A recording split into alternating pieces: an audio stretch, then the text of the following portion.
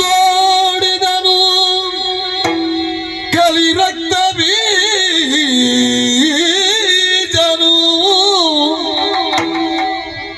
ನೋಡಿದನು ಕಲಿರಕ್ತ ಬೀಜನು, ಗಾಢ ಗರ್ವದಿ ಕುಳಿತ ಶಿವೆಯನ್ನು, ಗಾಢ ಗರ್ವದಿ ಕುಳಿತ ಶಿವೆಯನು, ಪಾಡಿದನು ತನ್ನೊಳಗೆ, ಪಾಡಿದನು ತನ್ನೊಳಗೆ, ಇವಳನು ತಿಳಿಯದಿನಿತ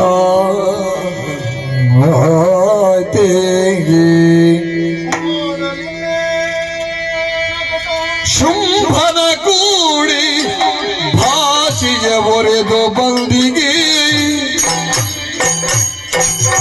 ಕೇಡು ಇವಳು ಬದ್ಧವಾದರು ಮಾತನಾಡಿಸುವಿಗೆ, ಎನ್ನುತ್ತ ನೋಡಿದನು ಪಾಡಿದನು ಜಯ ಜಯ ಜಯ ಜಯ ಜಯ ಜಯ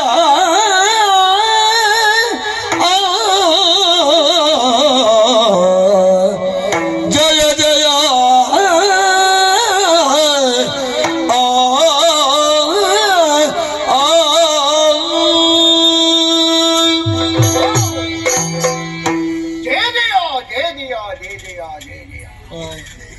ಅಸೋನಂದ ತಂದಿಲ್ಲ ಅಂತ ಕಾರಣನಾದೆ. ಕಾಡ ಮಧ್ಯೆ ಕಾಣ ಸಿಕ್ಕಿದಂತಹ ಕಾಮಿನಿ ಚಿನ್ನದ ಉಯ್ಯಾಲೆಯಲ್ಲಿ ಕುಳಿತಿದ್ದಾಳೆ. ಏನು ಇವಳನ್ನು ಸಣ್ಣದರಲ್ಲಿ ತೊಟ್ಟಿಲಲ್ಲಿ ಹಾಕಲಿಲ್ವ? ಬಹುಶಃ ಬ್ರಹ್ಮಾಂಡವೇ ನನ್ನದ್ದು, ಅದುವೇ ನನ್ನ ತೊಟ್ಟಿಲು ಎನ್ನುವ ಹಾಗೆ ಅದರ ಒಡತಿ ತಾನು ಈ ರೂಪದಲ್ಲಿ ಕಾಣಿಸಿಕೊಂಡಿದ್ದಾಳೆ.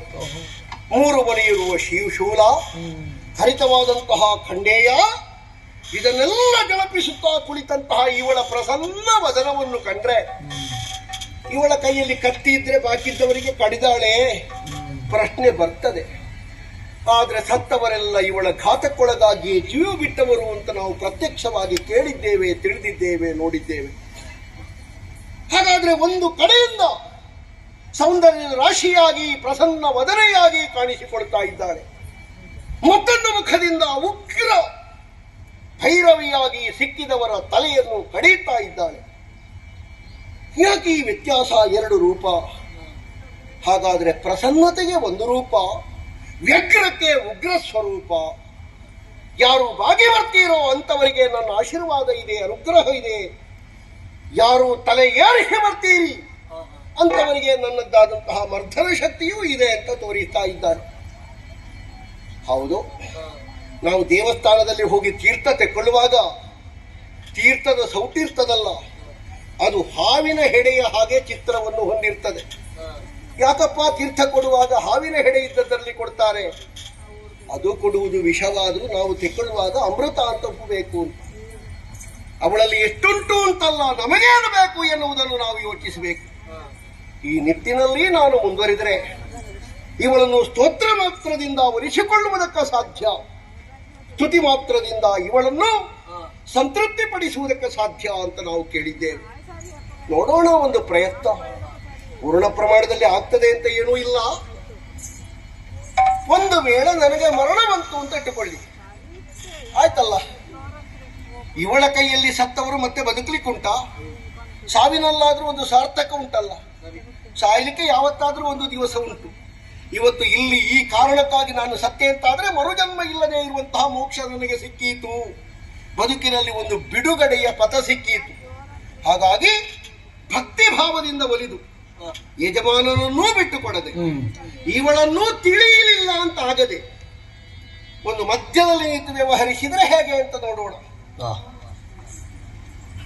ಚತುರ್ಭುಜೆ ಚಂದ್ರಕಳಾವತಂಸೆ ಕುಚೋನ್ನತೆ ಕುಂಕುಮರಾಗ ಶೋಣಿ ಪುಂಡ್ರೇಕ್ಷ ಪಾಶಾಂಕುಶ ಕುಸುಮಬಾಣ ಹತ್ತೆ ನಮತ್ತೆ ಜಗದೇಕ ಮಾತಾ ಕಲ್ಯಾಣಿ ನಮೋ ಭವತ್ರಿ ನೀನೇ ಹೇಗೆ ಶುಂಭದಾನವ ಬಯಸಿದರೆ ಸಾನುರಾಗದಿ ವರಿಸದಿ ಶೌರ್ಯದಿಲ್ದಲಿ ಚೂಡಿಯ ಬಯಸಿದರಿಗೆ ಕಲಿಪವತ್ತೆ ನೀನೇ ನೆಲೆಗೆ ಶುಂಭ ದಾನವ ಬಯಸಿದರಿಗೆ ಅಮ್ಮ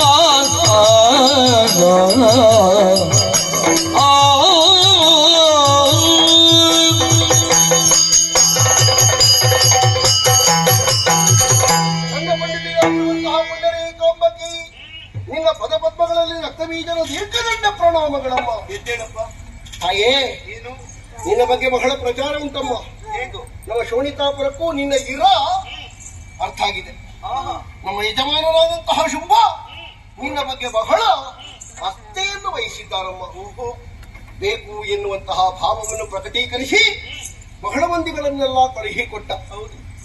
ಒಂದೊಂದು ಉತ್ತರದಿಂದ ಅವರಿಗೆ ಒಂದೊಂದು ಉತ್ತರ ಕ್ರಿಯೆ ಆಯಿತು.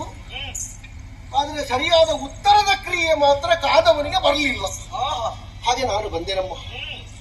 ನಿನ್ನನ್ನು ನೋಡುವಾಗ ಏನೋ ಕಲಿ ಭವಕ್ತರೆ, ಗಾಳಿ ಬೀಸ್ತಾ ಇದೆ, ಮುಂಗುರುಳು ಹಾರ್ತಾ ಉಂಟು, ನಿನ್ನ ಮುಖದಲ್ಲಿ ಒಂದು ಮೊಲದಾಕಾರದ ಕಲೆ ಕಾಣಿಸ್ತಾ ಇದೆ. ಹಾಗಾದ್ರೆ ದೇಹ ಎನ್ನುವುದು ಇಲ್ಲದೆ ಇದ್ರೆ ಹಾರುವ ಮುಂಗುರುಳು ನಿನಗೆ ನೆರಳಾಗಿ ಮುಖದಲ್ಲಿ ಪಡಿಮೂಡುವುದು ಹೇಗೆ? ಹೌದು. ದೇಹವೊಂದು ಉಂಟು ಅಂತಾದ್ರೆ ಆ ದೇಹಕ್ಕೊಂದು ಧರ್ಮ ಎನ್ನುವುದನ್ನು ನೀನು ಒಪ್ಪಿಕೊಳ್ಬೇಕಲ್ಲ. ಸರಿ. ದೇಹ ಧರ್ಮ ಪ್ರಕಾರ ಯೋಚನೆ ಮಾಡುವುದಿದ್ರೆ ನಿನಗೀಗ 16 ವರ್ಷ. ಈ ವರ್ಷದಲ್ಲಿ ಹೇಗೆ ಹೆಣ್ಣುಮಕ್ಕಳು ಸರಿಯಾದಂತಹ ಒಬ್ಬ ಗಂಡನನ್ನು ಆಯ್ಕೆ ಮಾಡಿ ಅವನೇ ತನ್ನ ಪುರುಷ ಎನ್ನುವುದನ್ನು ಒಪ್ಪಿಕೊಂಡು ತನ್ನನ್ನು ತಾನು ಅವನಿಗೆ ಸಮರ್ಪಣೆ ಮಾಡಿ ಸತ್ಸಂತಾನವನ್ನು ಪಡೆದು ಒಂದು ಸತ್ಕುಲ ಪ್ರಸೂತವಾದಂತಹ ಜೀವನವನ್ನು ನಡೆಸಬೇಕಾದದ್ದು ಸಾಧ್ವಿಯಾದವಳಿಗೆ ಕರ್ತವ್ಯ. ಇಲ್ಲಿದ್ಯಮ್ಮ ನೀನು, ನಿನ್ನನ್ನು ಹಾಗೆ ಬಿಡ್ಲಿಕ್ಕೆ ಬರ್ತದ? ಇದು ನಮ್ಮ ಕ್ಷೇತ್ರ ತಾಯಿ. ಗೊತ್ತಾಯ್ತು. ಈ ಕ್ಷೇತ್ರದಲ್ಲೆಲ್ಲ ಸುಮ್ಮನೆ ಯಾರೋ ಇದ್ರೆ ನಮಗದೊಂದು ಪ್ರಶ್ನೆಯಾಗಿ ಉಳಿಯುತ್ತದೆ. ಗಿಡದಲ್ಲಿ ಅರಳಿರುವಂತಹ ಹೂವು ಒಂದೋ ದೇವರ ಮುಡಿ ಸೇರಬೇಕು, ಇಲ್ಲದೆ ಇದ್ರೆ ಹೆಣ್ಣಿನ ತಲೆ ಸೇರಬೇಕು. ಎರಡೂ ಅಲ್ಲದೆ ಗಿಡದಲ್ಲಿಯೇ ಅದು ಕಮರಿ ಕರಟಿ ಹೋಯಿತು ಅಂತಾದ್ರೆ ಯಾಕೂ ಅಲ್ಲ ಅಂತ ಆಗುದಿಲ್ವೋ? ಬೆಳದಿಂಗಳು ಕಾಡಿಗೆ ಬಿದ್ರೆ ಏನಾದ್ರೂ ಪ್ರಯೋಜನ ಉಂಟಾ? ಬೆಳದಿಂಗಳ ಬಾಲಿಯಾದ ನೀನು ಒಂದು ಮದುವೆ ಮಾಡುವ ಯೋಚನೆ ಯಾಕಮ್ಮ ಮಾಡ್ಲಿಲ್ಲ? ರಕ್ತ ಬೀಜ ಓ, ಭಕ್ತಿಯ ಹೊಳೆಯೇ ಹರಿಯುತ್ತಾ ಇದೆ. ಹರಿಯುತ್ತದಲ್ಲ. ಅಂತರಂಗದಲ್ಲಿ ಭಕ್ತಿ, ಆ. ಬಹಿರಂಗದಲ್ಲಿ ಶಕ್ತಿ ಪ್ರಕಟೀಕರಿಸುವುದಕ್ಕೆ ಮುಂದಾಗುತ್ತಾಯಿತು. ಆ. ಮದುವೆ ವಿಚಾರವಾಗಿ ಆಡಿದೆಯಲ್ಲ, ಹ್ಮ್. ಮದುವೆ ಆಗಬಹುದಿತ್ತು, ಹೊರಬೇಕಲ್ಲ. ಅಯ್ಯೋ, ನೀನು ಆಗ್ತೇನೆ ಅಂತ ಹೇಳಿದ್ರು ಎಷ್ಟು ಮಂದಿ ಇದ್ದಾರಮ್ಮ. ಯಾರೆಲ್ಲ? ತನಗೆ ಅವರೆಲ್ಲ ಯೋಚನೆ ಮಾಡಿದ್ರೆ ನೀನೆಲ್ಲ ಸಿಕ್ಕುವುದಲ್ಲ, ಸಿಕ್ಕಬೇಕು ಅಂತ ನಾ ಹೇಳುವುದೂ ಇಲ್ಲ. ಮತ್ತೆ ನಿನ್ನಂತಹ ಶುದ್ಧ ಚಿನ್ನವನ್ನು ಕಟ್ಟುವುದಕ್ಕೆ ಸರಿಯಾದಂತಹ ಒಂದು ಪಾತ್ರತ್ವ ಲೋಕಾಂತರದಲ್ಲಿಯೂ ಹೆಸರು ಪಡೆದ, ಯಾರು? ಇನ್ನಿಲ್ಲದೆ ಇರುವ ಅನ್ಯಾದೃಶ್ಯರೆಂದೇ ಕರೆಯಲ್ಪಡುವ ಸಾಹಸದ ಅತ್ಯಂತ ಶಿಖರ ರೂಪಜಿತ ಕಾಮ ಭೀಮ ಪರಾಕ್ರಮಿ ಸಂಗ್ರಾಮ ಸಿಂಹ ನಮ್ಮೊಡೆಯ ಶುಂಭ. ಯಾರು? ಶುಂಭ. ಅದೇನಮ್ಮ ನಿನಗೆ ಅವನ ಹೆಸರು ಕೇಳುವಾಗಲೇ ಅಷ್ಟೊಂದು ಅಸಹ್ಯ ಆಗುವುದು? ಆ ಶುಂಭನ ಹೆಸರು ಕೇಳಿ ಕೇಳಿ ಸಾಕಾಗಿದೆ. ಅಯ್ಯೋ, ಶುಂಭನ ಹೆಸರು ಕೇಳಬೇಕು ಅಂತ ಬೆಳಿಗ್ಗೆ ಬೇಗ ಹೇಳುವವರಿದ್ದಾರೆ. ಅವರನ್ನೊಂದು ನೋಡಬೇಕು ಅಂತ ಸರತಿಗಟ್ಟಲೆ ತಿಂಗಳುಗಟ್ಟಲೆ ಮನೆಯಲ್ಲಿ ಬಂದು ಕೂತ್ಕೊಳ್ತಾರೆ. ಒಂದು ಶುಂಭ ದರ್ಶನ ಯಾವಾಗ ಆಗ್ತದೆ ಅಂತ. ತಿಂಗಳಲ್ಲಿ 2 ದಿವಸ ಅವ ದರ್ಶನ ಕೊಡುದು. ನನ್ನ ಬದುಕಿಗೊಂದು ಭದ್ರತೆ ಬೇಕು, ಆಧಾರ ಬೇಕು ಅಂತ ಬಯಸಿದವಳು ನಾನು. ಹಾ, ಮಾತ್ರವಲ್ಲ, ಯಾವುದೇ ಹೆಣ್ಣಾದ್ರೂ ಕೂಡ ಮದುವೆ ಆಗುವಂತಹ ಪುರದಲ್ಲಿ ತಾನು ಕೈ ಹಿಡಿಯುವಂತಹ ಹುಡುಗ ರೂಪವಂತನಾಗಿರ್ಬೇಕು, ಗುಣವಂತನಾಗಿರ್ಬೇಕು, ವಿದ್ಯಾವಂತನಾಗಿರ್ಬೇಕು, ಹೆಚ್ಚಾಗಿ ತಾನು ಹೇಳಿದ ಹಾಗೆ ಕೇಳಬೇಕು ಅಂತ ಬಯಸ್ತಾಳೆ. ಅಮ್ಮ, ಏನಪ್ಪ? ಆಧಾರ ನಿನಗೆ ಹೇಗೆ ಬೇಕಾದರೂ ಮಾಡಿಕೊಡುವ. ಎಷ್ಟು ಬೇಕು ಕೇಳು, ಯಾವ ಊರಲ್ಲಿ ಬೇಕು ಕೇಳು, ಅದರ ಆಧಾರ ನಿನ್ನ ಹೆಸರಲ್ಲೇ ಬರೆದು ಕೊಡುವ. ಮತ್ತೆ ರೂಪ ಚಂದ ಇದ್ದಾನೋ ನಮ್ಮ ಶುಂಭ, ಎಷ್ಟರ ಮಟ್ಟಿಗೂ ಚಂದವೇ. ಅವನಲ್ಲಿ ಸಂಪತ್ತು ಉಂಟೋ, ಅಧಿಕಾರ ಉಂಟೋ, ಅದು ಪ್ರಶ್ನಾತೀತವಾದಂತಹ ವಿಷಯ. ಅದು ಎಲ್ಲರಿಗೂ ಗೊತ್ತಿದ್ದದ್ದು. ಅದರ ಕಡೆ ಒಂದು ವಾಕ್ಯ ಉಂಟಲ್ಲ, ಮೇಲಾಗಿ ನಾನು ಹೇಳಿದ ಹಾಗೆ ಅವ ಕೇಳಬೇಕು. ಬೇಡ ತಾಯಿ, ಮದುವೆಗಿಂತ ಮೊದಲು ಯಾವ ಗಂಡಲ್ಲಿಯೂ ನೀನು ನಾನು ಹೇಳಿದ ಹಾಗೆ ಕೇಳಬೇಕು ಅಂತ ಹೆಣ್ಣು ಕೇಳಿದ್ರೆ ಅವು ಒಪ್ಪಲಿಕ್ಕಿಲ್ಲ. ಮದುವೆ ಆಗಿ 2 ತಿಂಗಳಲ್ಲಿ ಇವನ ಜುಟ್ಟ ಅವಳ ಕೈಯಲ್ಲಿ. ಕೆಲವರ ತಲೆಯಲ್ಲೇ ಕೂದಲಿಲ್ಲ, ಯಾಕೆ? ಅವರ ಜುಟ್ಟು ಅವರ ಕೈಯಲ್ಲಿ ಇರ್ತದೆ. ಮದುವೆ ಆದ ಮೇಲೆ ಎಲ್ಲರೂ ಹಾಗೆ, ನಾನು ಸೇರಿ ಹೆಂಡತಿ ಹೇಳಿದ್ದನ್ನೇ ಕೇಳು ಮತ್ತೆ ಹಾಗಲ್ಲ ಸುಗ್ರೀವನಲ್ಲಿ ಸ್ಪಷ್ಟವಾಗಿ ಹೇಳಿದ್ದೇನೆ, ಶುಂಭನಾಗಲಿ ನಿಶುಂಭನಾಗಲಿ ಕಡೆಯ ದಿಕ್ಕಿನ ಒಡೆಯಂತಹ ಶಂಭು ದರಗಿಳಿದು ಬಂದರೂ ಕೂಡ ಈ ಅಂಬಿಕೆಯ ಮದುವೆ ಅಂಬಿನ ತುದಿಯ ಮೇಲಿದೆ. ಇದನ್ನು ಕೇಳಿ ಶುಂಭ ಬರ್ಬೇಕಿತ್ತು, ಅವ ಬರ್ಲಿಲ್ಲ. ಯಾಕೆ ಬರ್ಲಿಲ್ಲ? ಯಾಕೆ ಯಾಕೆ ಯಾಕೆ ಅದನ್ನೇ ಕೇಳುದು. ಯಾಕೆ? ಏನಮ್ಮ ಅವರ ಅದು ಉಂಟಲ್ಲ, ಅಷ್ಟೆಲ್ಲ ಸುಲಭವ. ಈಗ ದೊಡ್ಡ ದೊಡ್ಡ ಸ್ಥಾನದಲ್ಲಿ ಇರುವವರು ಪ್ರಸಂಗ ಪ್ರಾರಂಭ ಆಗುವಾಗ ಬರ್ಲಿಕ್ಕೆ ಉಂಟ, ಅವರು ಮತ್ತೆ ಜನ ನೋಡಿಕೊಂಡು ಹೇಗುಂಟು ಅಂತ ಹೇಳಿ ಒಂದು ಸ್ವಲ್ಪ ಮತ್ತೆ ಬರುವುದು. ಅದನ್ನು ಮೊದಲೆಲ್ಲ ಬರಬೇಕು ಅಂತ ಇದ್ರೆ ಅವರನ್ನು ಪ್ರತ್ಯೇಕವಾಗಿ ನೋಡ್ಬೇಕು, ಮತ್ತೆ ಬರ್ಲಿಕ್ಕೂ ಸಾಕು. ಕಳುಹಿ ಕೊಟ್ಟ ಸುಗ್ರೀವನಲ್ಲಿ ಏನಾಯ್ತು? ಸುಗ್ರೀವ ಬಹಳಷ್ಟು ಪರಿವರ್ತನೆ ಆಗಿದ್ದಾನೆ. ಇನ್ನೊಂದು ಭಜನೆ ಸಂಘ ಮಾಡ್ತಾನೋ ಅಂತ ಒಂದು ಅನುಮಾನ. ಈಗ ಭಜನೆಗೆ ಪ್ರಾರಂಭ ಮಾಡಿದ್ದಾನೆ, ಇನ್ನು ಸಂಘ ಕಟ್ಟಲಿಕ್ಕೆ ಒಂದು ಬಾಕಿ ಇರು. ಆಮೇಲೆ ಬಂದ ದುಮುಲೋಚನೆ ಏನಾದ? ಕುಟುಂಬದವರಿಗೆ ಭಸ್ಮ ಸಿಕ್ಕಿದೆ, ತಲೆ ಶುದ್ಧ ಮಾಡಿಕೊಂಡಿದ್ದಾರೆ. ಆಮೇಲೆ ಬಂದವರು ಚಟ್ಟಮಂಡ್ರು ಏನಾದ್ರು? ಎಂತದಮ್ಮ, ಚಂಡನ ತಲೆ ಯಾವುದು ಮುಂಡನ ತಲೆ ಯಾವುದು ಅಂತ ಗೊತ್ತಾಗದೆ ದೇಹವನ್ನು ಹಾಗೆ ಇಟ್ಟಿದೆ. ನೀನು ಮಾಡುವುದಿದ್ರು ಹಾಗೆ ಮಾಡುವುದಮ್ಮ. ಚೆಂಡಾಡಿ ಯಾವ ಗದ್ದೆಗೆ ಇನ್ನು ಬಿಸಾಡಿದ್ಯೋ, ಬಿದ್ದ ಗದ್ದೆಯಲ್ಲಿ ತಿಂಗಳುಗಟ್ಟಲೆ ಜಾತ್ರೆಯ ಸ್ವರೂಪದಲ್ಲಿ ಚೆಂಡಾಡ್ತಾರೋ ಯಾರಿಗೂ ಗೊತ್ತು. ಆಮೇಲೆ ಬಂದವ ಕಲಿರಕ್ತ ಬೀಜ. ನನಗೆ ಗೊತ್ತಾಯ್ತು, ಕಲಿ ಕಲಿ ಕಲಿ ಕಲಿ ಅಂತ. ಇನ್ನು ಯಾರಲ್ಲಿ ನಾನು ಕಲಿಯುವುದು ಇಷ್ಟೊತ್ತಿಗೆ? ರಕ್ತ ಬೀಜ ಇನ್ನಲ್ಲೇ ಪ್ರಶ್ನೆ ಕೇಳ್ತೇನೆ. ಹೇಗಮ್ಮ? ಬಂದಂತಹ ನೀನು ಒಂದು ವೇಳೆ ಗೆದ್ರೆ ಆಮೇಲೆ ಏನು ಮಾಡ್ತೀಯೋ? ಅಯ್ಯೋ, ಅದನ್ನು ಕೇಳಲಿಕ್ಕೆ ಇಲ್ಲ. ಯಜಮಾನ ಪ್ರೀತ್ಯರ್ಥ. ಹೆಂಡತಿ ದುಡಿದ್ರೆ ಗಂಡನಿಗೆ, ಕೆಲವರಲ್ಲೆಲ್ಲ ಕೇಳಿ ಹೆಂಡತಿ ತಿಂಗಳು ಇಷ್ಟು ಅಂತ ಕೊಡಬೇಕು. ಮತ್ತೆ ಮಗ ದುಡಿದ್ರೆ ಅಪ್ಪನಿಗೆ, ಮಗ ಎಷ್ಟೇ ಪ್ರಾಯದವಾಗ್ಲಿ ಅಪ್ಪನಲ್ಲಿ ಜವ್ವನ ಉಂಟು ಅಂತ ಇದ್ರೆ ಸಂಜೆ ಆಗುವಾಗ ಲೆಕ್ಕ ಕೊಡ್ಬೇಕು ಅಪ್ಪನಿಗೆ, ಇಲ್ಲದಿದ್ರೆ ತಾಯಿಗೆ ಬಿಟ್ಟು ಬಿದ್ದಿತ್ತು. ಹೆಂಡತಿ ದುಡಿದ್ರೆ ಗಂಡನಿಗೆ, ಆಳು ದುಡಿದ್ರೆ ಅದು ಯಜಮಾನನಿಗೆ. ಈಗ ನಾವೆಲ್ಲ ಆಳುಗಳು, ನಾವು ಏನು ಮಾಡಿದ್ರು ಯಜಮಾನನಿಗೆ, ನಮಗೆ ಸ್ವಂತ ಎಂತದ್ದು ಇಲ್ಲ. ಯಜಮಾನ ಪ್ರೀತಿ ಬೇಕಾಗಿ ಮಾಡುದು. ಹೌದಪ್ಪ. ಈಗ ಸಂಬಳ ಇಲ್ಲ ನಿಮಗೆ? ಯಾರು ಸಂಬಳ? ಇಟ್ಟರವರೆಗೆ ನಾವು ಸಂಬಳ ಅಂತ ಕೇಳಿದ್ದೇ ಇಲ್ಲ. ಇಲ್ಲಪ್ಪ, ಸಂಬಳ ಕೇಳಿದ್ರೆ ಎಷ್ಟು ಅಂತ ಒಂದು ನಿರ್ಧಾರ ಆಗುದಿಲ್ವಾ? ಮತ್ತೆ ಎಷ್ಟೆಷ್ಟೆಲ್ಲ ತೆಗೊಳ್ಳಿಕ್ಕೆ ಆಗ್ತದ? ನಾವು ತೆಗೊಂಡತೆ ಎಷ್ಟು ಉಂಟು ಅಂತ ಲೆಕ್ಕ ಕೇಳಲೂ ಇಲ್ಲ, ಸಂಬಳ ಎಷ್ಟು ಅಂತ ಪ್ರಶ್ನೆ ಮಾಡಲೂ ಇಲ್ಲ. ನಮಗೆ ಹಸಿವಾದಾಗ ತೆಕ್ಕೊಳ್ಳುವುದು ಒಟ್ಟು. ರಕ್ತ ಬೀಜ ಶುಂಭ ಬರ್ತಾನಿರುವ ಹಾಗೆ ಪ್ರತೀಕ್ಷೆ ಇತ್ತು, ನಿರೀಕ್ಷೆ ಇತ್ತು, ಅವೆಲ್ಲವೂ ಸುಳ್ಳಾಯಿತು. ಕಾರಣ ಏನು ಬಲ್ಲೆಯ? ಅವನೊಬ್ಬ ರಣ ಹೇಳಿ ಅವನ ಮಾತನ್ನು ಕೇಳಿ ಬಂದಿರುವ ನೀನೊಬ್ಬ ಷಂಡ. ರಕ್ತ ಬೀಜ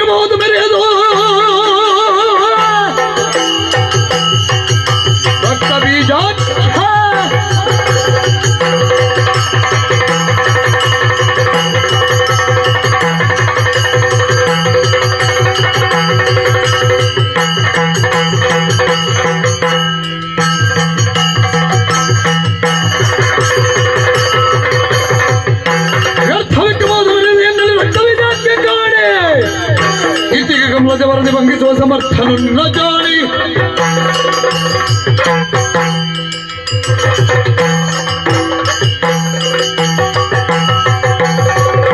ರಕ್ತ ಬೀಜಕ್ಕೆ ನೀ ಅಧಿಕ ಸಮರ್ಥ.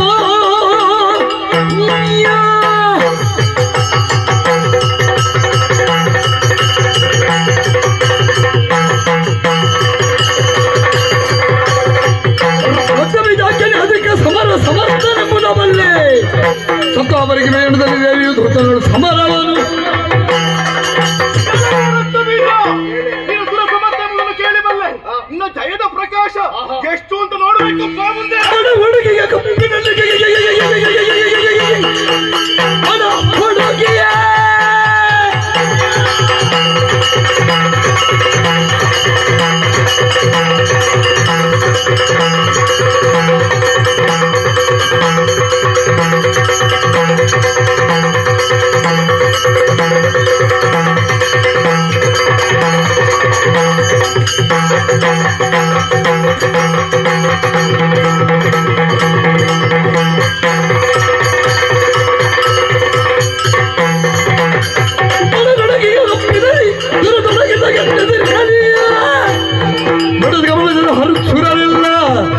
ನುಡಿಯದ ನಡುಗುವರಲ್ಲ.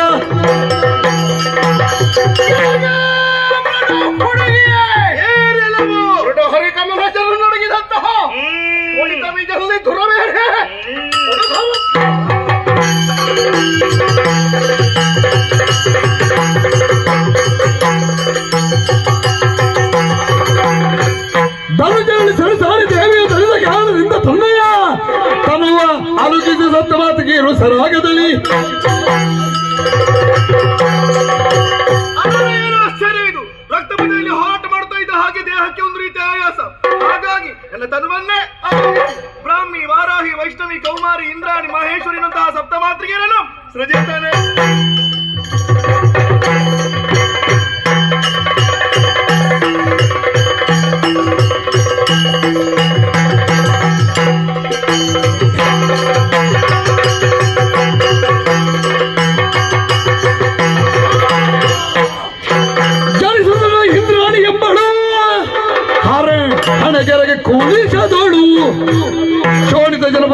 ಮಾಡಿದರೆ ರೈತರ ಕೋಟಿ ಸಂಖ್ಯೆಯಲ್ಲಿ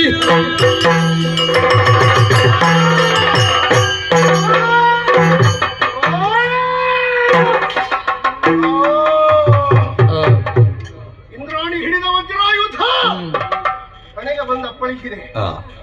ತಲೆ ಹೊಡೆದು ಭಾಗವಾಗಿದೆ.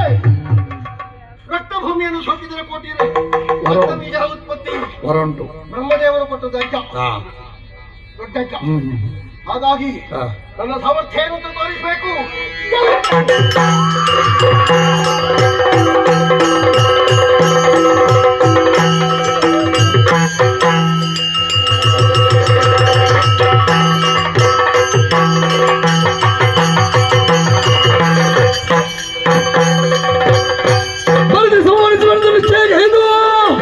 मेरे वरक्तेश्वर्य देहವನ್ನು ಧರಿಸಲು ಸಂವರಿಸಿ